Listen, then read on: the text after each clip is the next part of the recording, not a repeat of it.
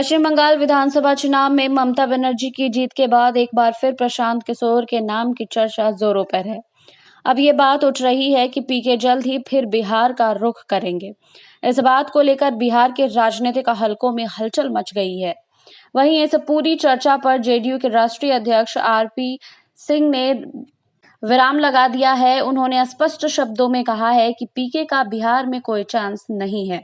उनके वापस लौटने का कोई सवाल ही नहीं उठता है। बिहार विधानसभा चुनाव से पहले राज्य से गायब हुए प्रशांत किशोर के बारे में कहा जा रहा है कि वे जल्द ही लौटकर अपनी नई पारी की शुरुआत करने वाले हैं। आरसीपी सिंह ने कहा है कि प्रशांत किशोर लोगों को सिर्फ प्रधानमंत्री बनाने का सपना दिखा सकते हैं। वे जिसके साथ ही जाते हैं उसे पीएम की कुर्सी दिखाकर कहते हैं कि आप वहां पहुंचने ही वाले हैं। वहीं सिंह ने प्रशांत किशोर पर हमला करते हुए कहा है कि हमेशा से ये कहा जाता है कि चुनाव पीके के चलते जीता गया, लेकिन ऐसा नहीं है। चुनाव जहां होता है वहां की जनता राजनीतिक पार्टियों को जीत दिलवाती है।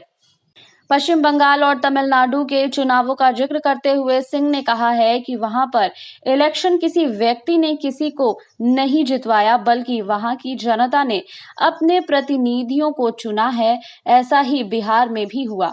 एनडीए को राज्य की जनता ने चुना है और जिताया है। वहीं उन्होंने कहा है कि पीके चुनावों में केवल प्रचार के मैनेजमेंट का काम करते हैं। इससे ज्यादा न उन्हें कुछ आता है और न वो करते हैं। हाँ, एक काम वे बेहद अच्छे से करते हैं, वो है हर दिन नए सगुफे छोड़ना और अखबारों में बने रहना। सिंह ने कहा है कि पीके को अभी तक ये बात समझ में आ गई होगी कि लोकतंत्र चलाना किसी कंपनी को चलाने जैसा नहीं है। इसके साथ ही उन्होंने चेतावनी भरे लहजे में कहा है कि बिहार में प्रशांत किशोर का अब कोई चांस नहीं है। साथ ही उन्होंने कहा है कि उनके नाम